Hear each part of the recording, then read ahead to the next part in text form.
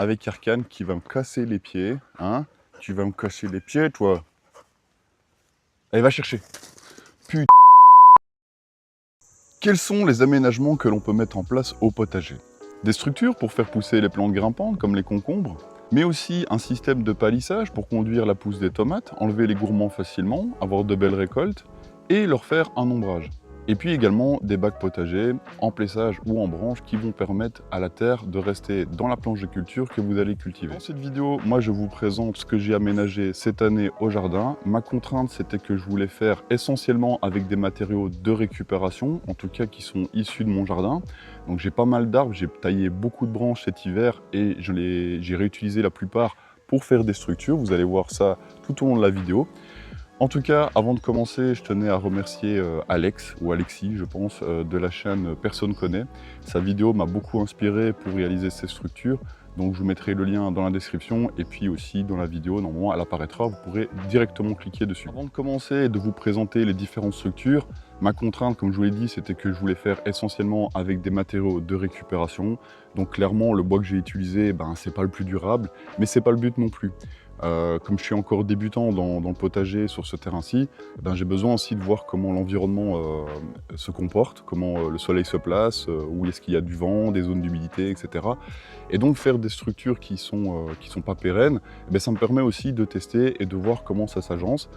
Peut-être que dans l'avenir, j'utiliserai des matériaux plus durables, plus costauds, certainement que j'aurais acheté dans le commerce, mais mon premier but ici, c'était déjà de faire une première expérience, de voir comment ça se comporte, et puis après, éventuellement, de faire du plus durable, de faire du plus esthétique.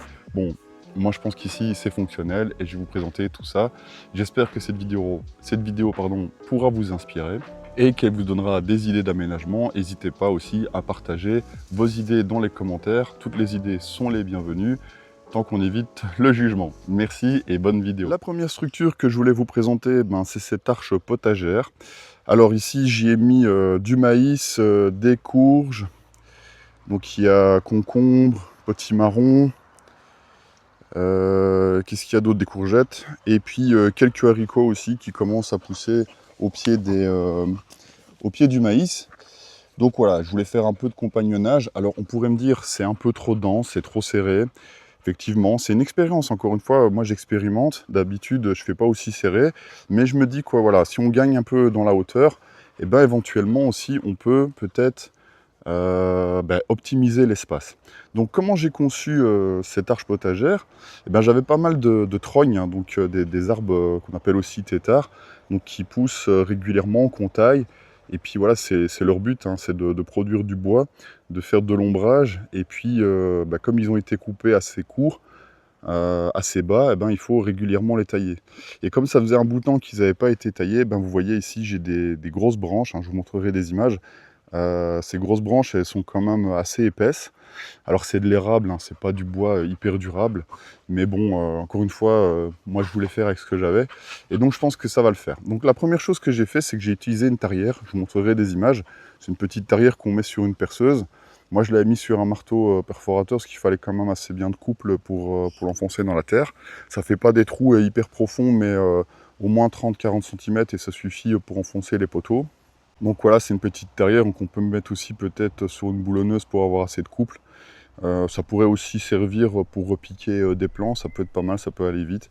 Mais donc voilà, l'idée c'était que au début j'ai tracé mes rectangles, donc je savais bien où j'allais placer mes piquets. Et puis je suis venu faire des trous.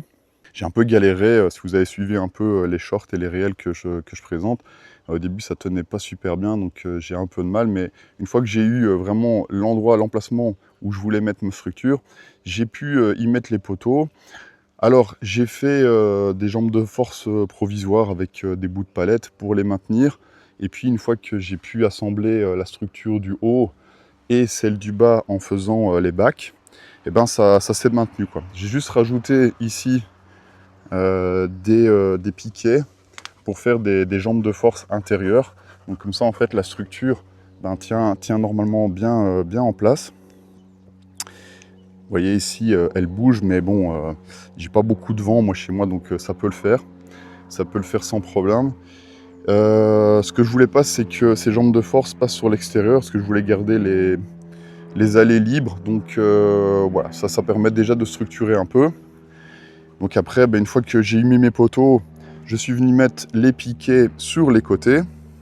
Donc j'en ai un ici, un de l'autre côté, et puis je vais me mettre là-bas, on verra certainement mieux. Mais ici aussi j'ai des piquets, et donc ceux-là je les ai enfoncés avec une petite massette. Et puis je suis venu couper ce qui dépassait, mais avant ça, je suis venu visser. Donc voilà, il y a beaucoup de vis, hein, c'est peut-être pas forcément le mieux, mais j'avais pas envie de faire des tenons mortaises ou des choses comme ça pour les tenir, hein, ça ira très bien. Donc voilà, ça m'a permis d'empiler des branches pour faire un bac, hein, qui retient quand même un petit peu la matière que j'ai mis dedans, la terre, le compost, donc le compost Berkeley, hein, je vous mettrai le lien sur la vidéo. Je ferai certainement une autre vidéo aussi là-dessus sur le compost Berkeley et l'évolution, mais en tout cas, vous voyez, déjà, pour ceux qui ont suivi, ça a l'air de plutôt bien fonctionner, le compost Berkeley. En tout cas, ça n'a pas l'air de rendre les plantes malades, bien au contraire.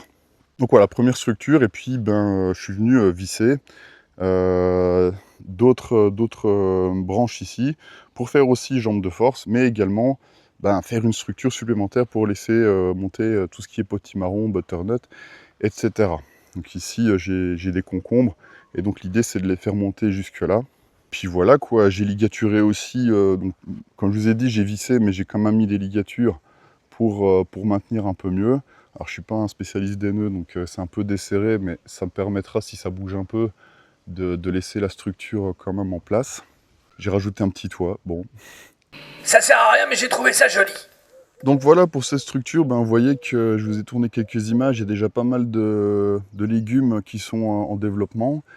Et j'ai mis aussi des fleurs, des capucines, ça couvre bien le sol. Donc j'avais paillé au début, mais finalement en fait, le fait que les plantes grimpent et qu'elles apportent aussi de l'ombrage les unes par rapport aux autres, et qu'elles couvrent le sol avec les capucines, je pense que ça va pouvoir le faire comme ça. Allez, on va passer à la structure suivante. Pour la structure suivante, c'est un palissage à tomates. Donc je me suis inspiré un peu de ce que je vois à côté de moi dans les vignes. Donc j'ai mis simplement 4 piquets à la base, que je suis venu faire tenir aussi avec une jambe de force à l'intérieur pour éviter que tout se barre vers l'intérieur. Et puis j'ai tendu des ficelles à l'intérieur. Alors c'est pas parfait comme système. Dans les commentaires on m'avait dit de rajouter des piquets intermédiaires pour retendre la ficelle, c'est ce que j'ai fait et c'était une bonne idée.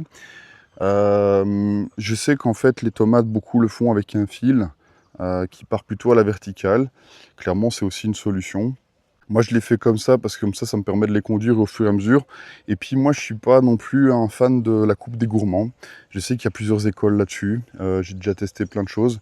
Donc là, c'est vrai que cette année, comme j'ai la place et que je les vois assez bien, j'ai quand même coupé pas mal de gourmands au début. Et maintenant, mon idée, c'est, par exemple, ici, voilà, il y a des trous, enfin, il y a d'espace entre les plants, que moi, je trouve suffisant, en tout cas à mon niveau. Donc c'est possible que je laisse repartir des gourmands.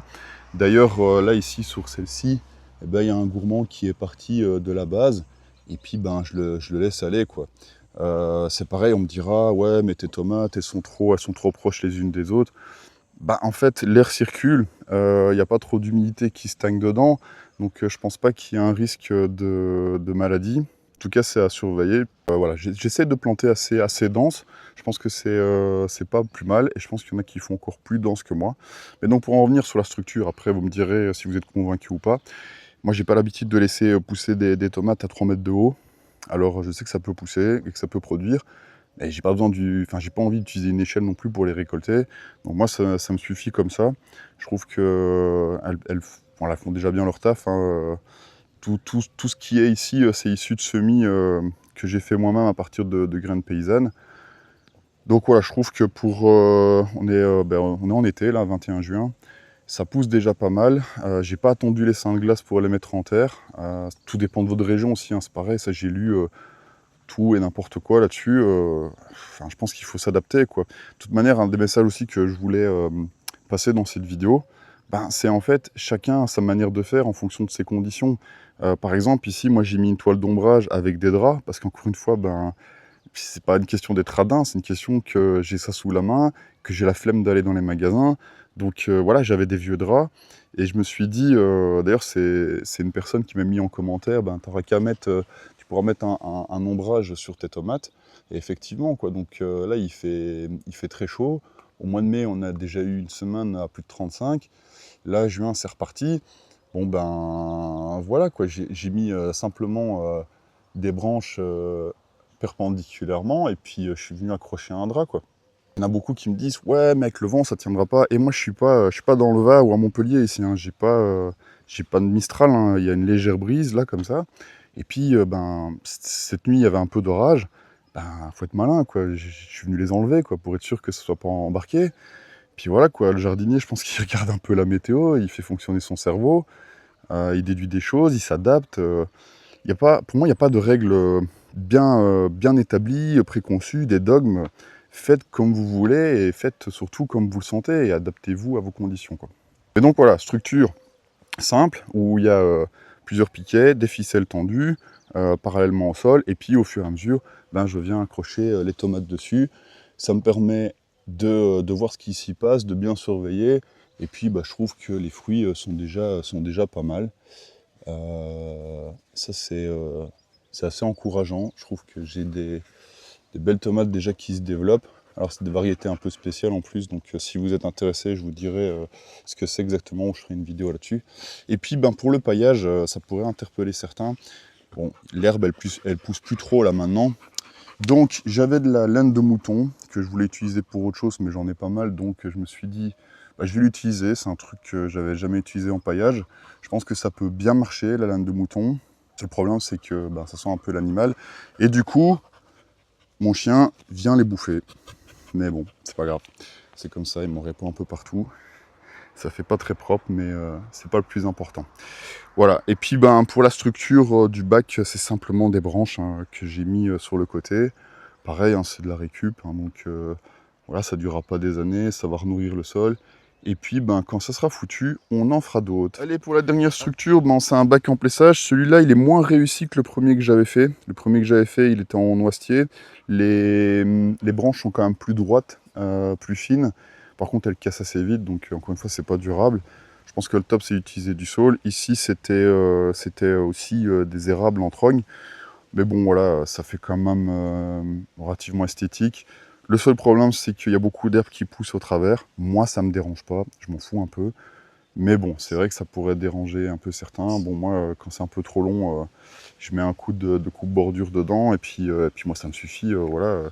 C'est pas vraiment un problème. Bon, ces tomates-ci, je les ai pas ombragées, parce que je les ai mis un peu plus tard que les autres, elles ont déjà moins souffert.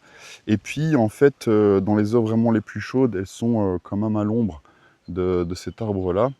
Donc voilà, elles ont l'air de moins souffrir. Si je vois que ça va pas, ben, je ferai pareil, je mettrai un drap. Pareil, hein, le drap, en fait, l'ombre, vous voyez, elle est portée vraiment sur le côté. C'est aussi un truc que je vais devoir adapter. Peut-être que j'aurais dû les tentes entre la clôture pour vraiment lui refaire une ombre. Mais bon, là, on est encore le matin, mais vers 13h, 14h, vraiment les heures qui commencent à être vraiment très très chaudes, bon, elle est pile dans l'axe. Et donc, j'ai quand même de l'ombre. C'est toujours mieux que rien. Donc c'est sûr. J'en ai fini, je pense, avec ce que je voulais vous présenter en structure. N'hésitez pas à me dire si vous avez des commentaires, des suggestions, des questions, et puis j'y répondrai volontiers. Et puis voilà, tant qu'on est un peu aussi dans l'explication d'expérimentation, ben ici, j'ai fait un compagnonnage qui n'est pas spécialement souvent décrit, mais j'ai mis des courges au pied des tomates. Donc ça pourrait grimper, hein, puisque je les ai fait grimper sur la structure. Ici, c'est des potimarrons rouge vif, des graines qui viennent de chez Damien Decars, je suppose que vous connaissez aussi. Sont contenus à Damien, donc sa chaîne agroécologie, permaculture, etc. Et donc voilà, quand on lui fait un don, eh ben, il envoie pas mal de graines, et ça c'était des graines qu'il m'avait filées, donc bien gentiment. L'intérêt de faire courir au pied des tomates, ben, c'est aussi de couvrir le sol en fait, hein, donc ça peut faire office de paillage. Voilà, voilà. Bah, écoutez, n'hésitez pas à me dire si vous avez des questions, des suggestions. Et puis moi je vous laisse là-dessus. Portez-vous bien, bon jardinage, à bientôt. Ciao.